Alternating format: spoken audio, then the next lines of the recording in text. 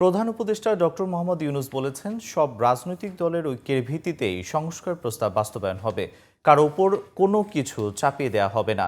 রাজনৈতিক দলগুলোর সাথে জাতীয় ঐকমত্য কমিশনের প্রথম বৈঠকে উদ্বোধনী ভাষণে প্রধান উপদেষ্টা বলেন, আজকে থেকে নতুন বাংলাদেশের যাত্রা শুরু হলো। এর আগে বিকেল ৩টায় রাজধানীর ফরেন সার্ভিস একাডেমিতে শুরু হয় এই বৈঠক। এতে নেতৃত্ব দিচ্ছেন অন্তর্বর্তীকালীন সরকারের প্রধান উপদেষ্টা ও জাতীয় ঐকমত্য কমিশনের প্রধান ডক্টর মোহাম্মদ ইউনূস।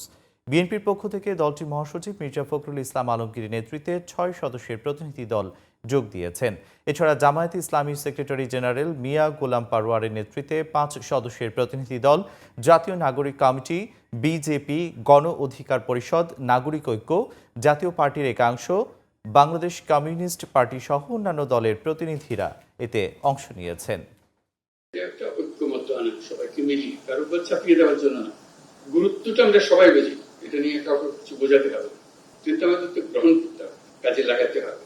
এবং আজকের দিনটা একটা যে দ্বিতীয় পর্বে শুরু করছি, এটা প্রচন্ড সুযোগ এই জন্যই যে আমরা এমন পর্যায়ে আছি এখন, আমাদের মধ্যে ঐক্যমত সৃষ্টি হলে আমরা সেগুলো কাজে লাগাতে পারি, এবং এবার কাজে লাগালে সেটা বংশ প্রজন্ম পরম্পরা সেটা চলতে থাকে, এবং একটা সুন্দর দেশ আমরা পাবো।